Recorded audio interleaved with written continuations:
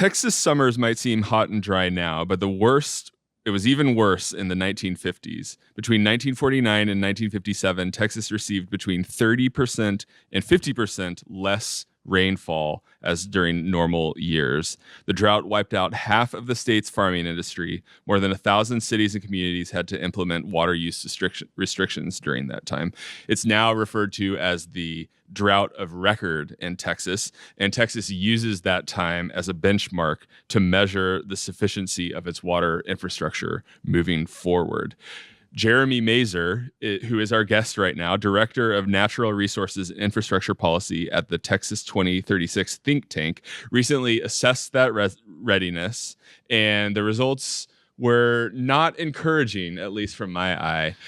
Jeremy is our guest. Welcome. Thank you for joining us. Matthew, James, thank you so much for having me here. It's great to be here this morning. Right. So great to have you. Let's talk about this 1950s type drought situation, because you wrote a report on this and you led the report basically saying that we could potentially see some major damage if we see another drought like that in the future.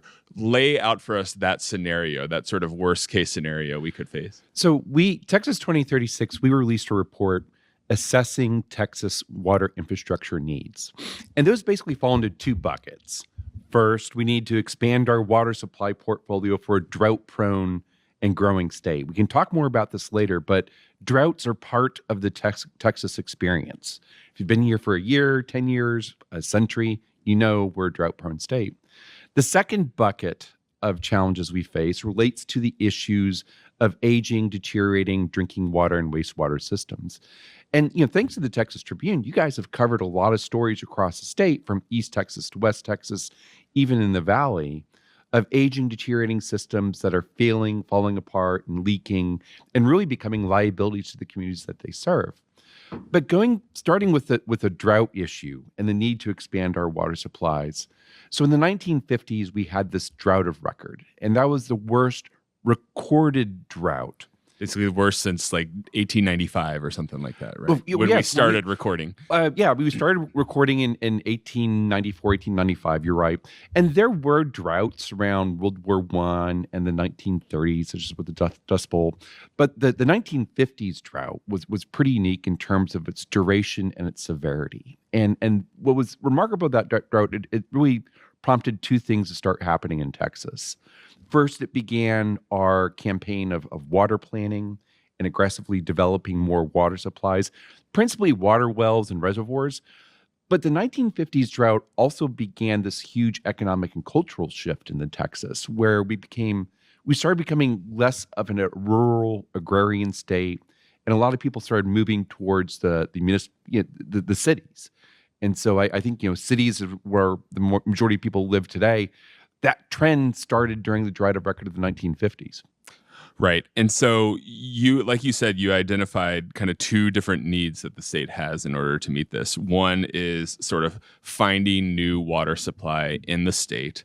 The other is fixing those broken water and wastewater systems. The total that you put together, I believe, in this report, or your team put together, is that in order to do those two things sufficiently to be prepared for a 1950s type drought, we would need to spend $154 billion over the next 50 years.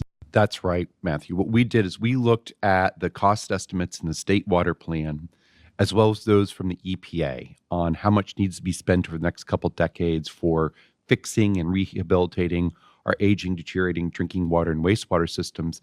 And when we adjusted those numbers, those cost estimates for inflation, we see that the state is going to need to spend at least $154 billion over the next half centuries on water infrastructure. But the good news is we have some existing programs that are already working to provide financial assistance, such as the Texas Water Fund, approved by voters in Proposition 6 last year, the State Water Implementation Fund for Texas, that voters approved 11 years ago. But these existing funds are only going to be able to provide, according to our estimates, about $40 to $45 billion worth of long-term financial assistance. Say that number again. About $40 to $45 billion in the long run of financial assistance. And so we're seeing that there's going to be a big financial assistance funding gap to just north of $110 billion of what the state really needs to pony up to invest in order to fix our water infrastructure challenges. How did we get so far behind here? Texas is obviously a place that's growing a lot. How much is this growth? How much of it is underinvestment in the past? What put us in this position in 2025? And are we an outlier compared to other states? Well, I think what's unique about Texas is, unlike other states such as Florida, New York, Illinois, they really don't have drought and water supply issues like we do. I think, our water supply challenges are certainly analogous to what's being seen in the desert Southwest with California, Arizona, and New Mexico, which is in the throes of actually a mega drought right now. But I think also the issues that we have with aging, deteriorating drinking water and wastewater systems, those are not just a Texas problem. I mean, those also exist in Florida, California, from coast to coast. But Matthew, you asked, why has it come to this? And I think there are several factors that have been accelerating and aggravating our water infrastructure challenges. First, when we look at the data, such as studies we've done in partnership with the Office of State Climatologist, we're seeing that droughts and extreme heat are accelerating the strains on our water supplies. The hotter it gets, the quicker your lakes and reservoirs dry up. The less rain that we have means that there's less water in those surface water resources, but also means that we're drawing a lot more from our groundwater. And so what's happening with the weather has been accelerating the strains on water supplies. There's also the issue of population and economic growth. If you talk with water policy people, they're going to say there's a lot of people coming to Texas and they're not bringing water with them. That's true. But there's also a unique expansion in water-intensive industries in Texas as part of the Texas economic miracle, where you have a growth in the energy sector, semiconductor manufacturers, data centers, just to name a few, that all have to use water resources in order to work. And the state's political economy is such that it's very attractive for these industries and businesses to move here, which is good, economic growth and jobs, but that's also accelerating the strains on our water resources. And then the last issues, Matthew, as you pointed to in your question, the state's financial assistance policy has been incremental over time. And so what we haven't really seen is a sustained, concerted, reliable effort to address these long-term funding needs for water infrastructure. You touched a little bit on the economic impact of this, and I want to dig a little bit deeper in there. You talk about it a little bit in your report about how a lot of the big infrastructure or commercial investments, industrial investments in the state recently have been accompanied by communities where those investments have happened, really, taking big steps to increase their long-term water supply. Things like the Samsung plant north of Austin and things like that. One of the things you really talk about is that if this is felt, we've seen communities go through water crises. You truck in water from other places. You get water bottles and everything like that. But what you could really see is a reluctance for companies and organizations to invest in the state if that water is not done. You say if we see another 1950s drought, we could see losses, annual GDP losses of $160 billion, nearly 800,000 jobs lost, and what you describe as a potential exodus from the state if we don't address these needs. What does it actually look like for Texas if we don't meet the water demand needs going forward? There's extraordinary downside risk if we fail to develop the water infrastructure that we need. A lot of that's described in the report that I wrote with Texas 2036.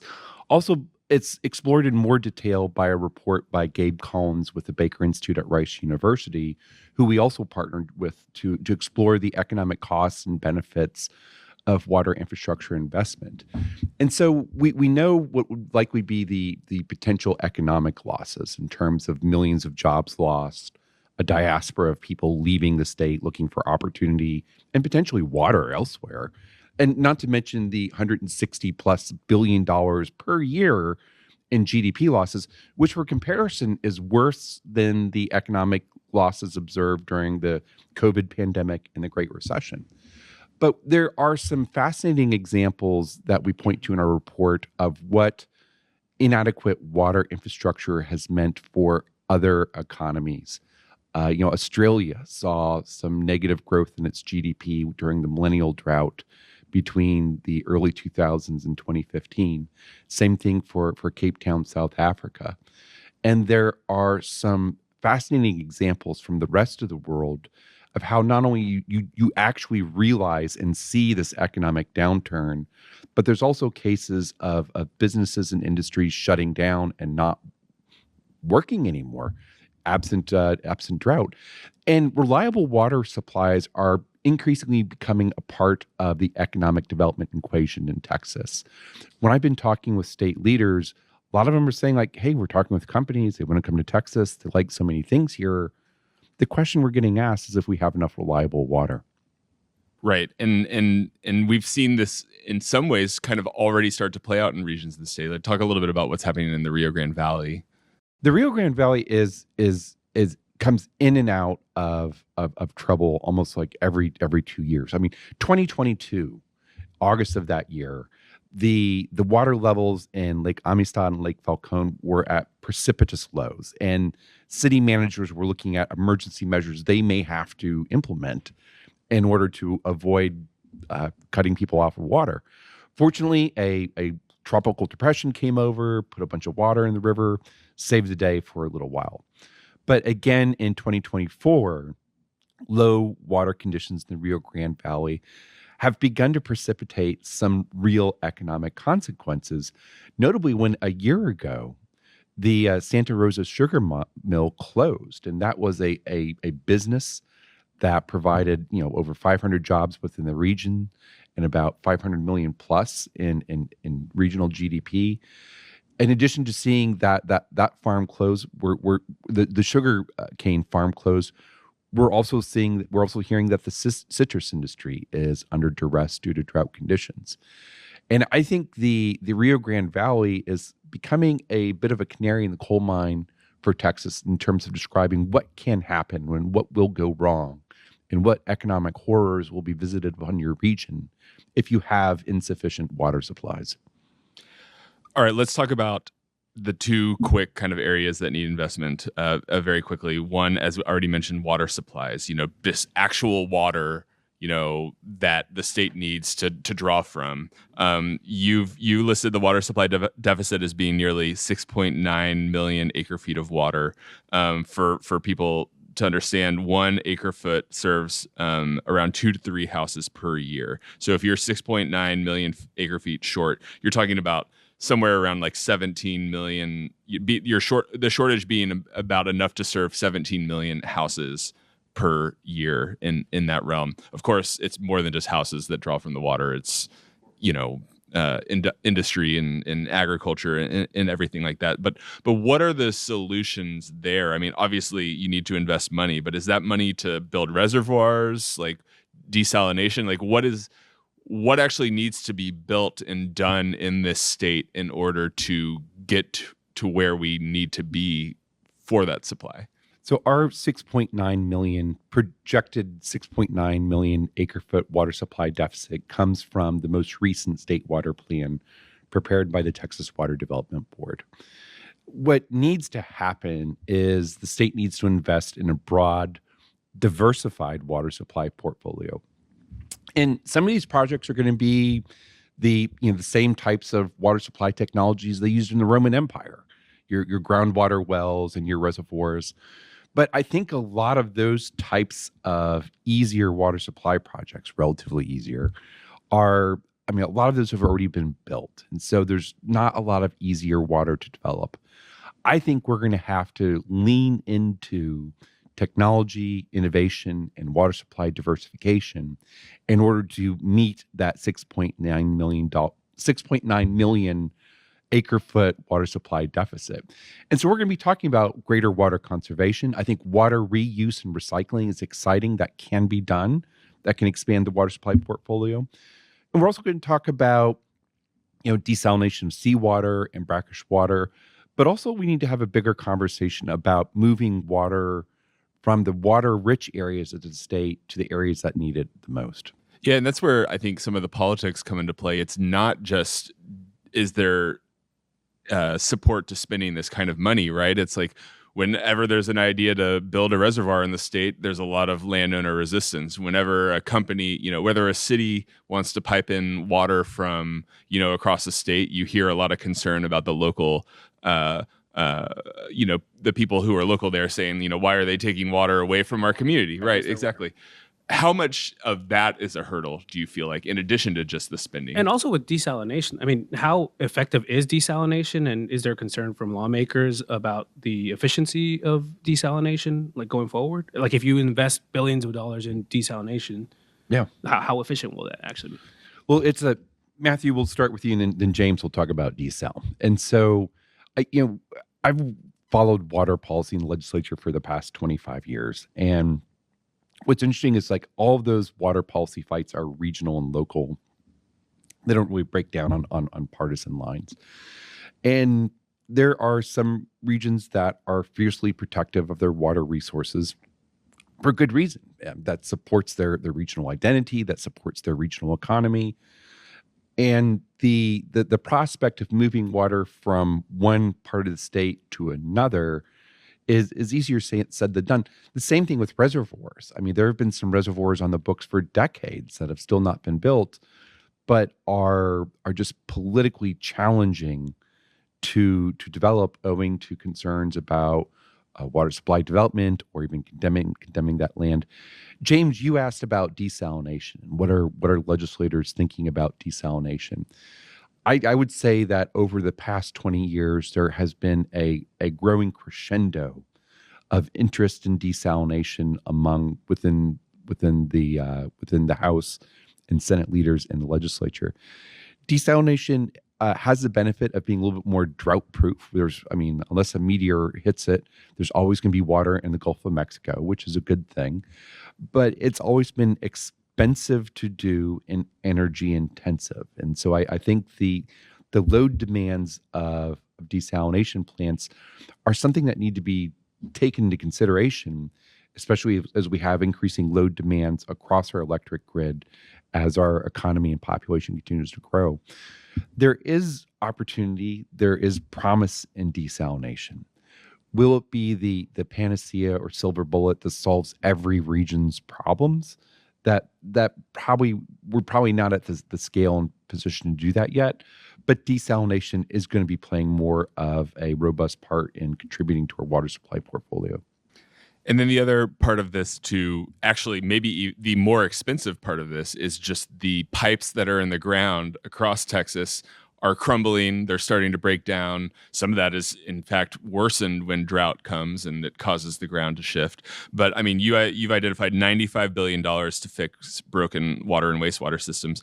There's an astounding amount of water leaking out of pipes in Texas that's causing waste and causing us to need more supply. Tell us a little bit about that situation. Yeah, so this is data from the Texas Living Waters Project, which found that our aging, deteriorating, leaking drinking water systems leak enough water, 572,000 acre feet to be exact, to fill a major state reservoir like Possum Kingdom up north or like Buchanan here in central Texas. So our inefficiencies alone are just shoving water supplies out the window. And so we're wasting a lot to begin with. But then we have these bigger issues of aging, deteriorating, and failing systems. And the Tribune's done a great job of providing coverage of incidents that have occurred over the past few years, such as the boil water notices and water contamination in Laredo, the 35-year-old trunk line that broke in Odessa, leaving the town without water for 48 hours, even the system failure in Zavala.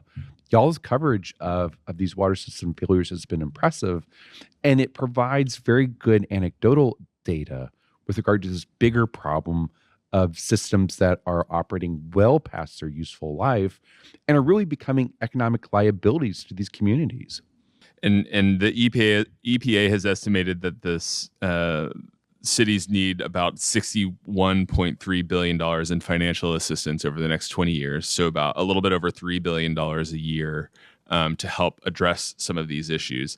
The past 4 years, that average was around 275 million. So we're talking about the need being identified being about 10 times what is currently being spent per year in the state. So it all sort of comes down to, I think no matter what, there's a lot of money that needs to be spent here. We talked a little bit earlier, $2.5 billion identified in the budget or the proposed budget from both chambers this year. Your report, in fact, called for $5 billion. That's also what Senator Charles Perry, who's been kind of taking a lot of the lead on this, particularly in the Senate on this issue, called for.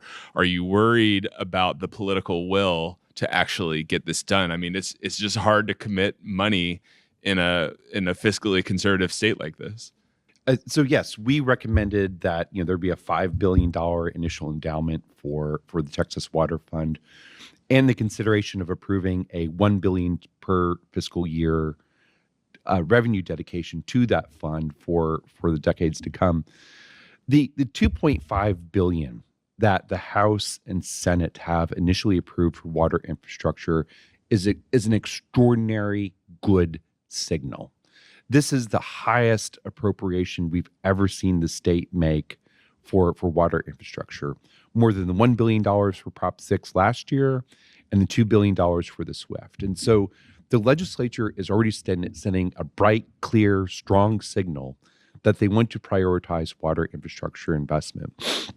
But that $2.5 billion, which hopefully can go higher to $5 billion, it's not going to come close to closing that $110 billion water infrastructure funding gap.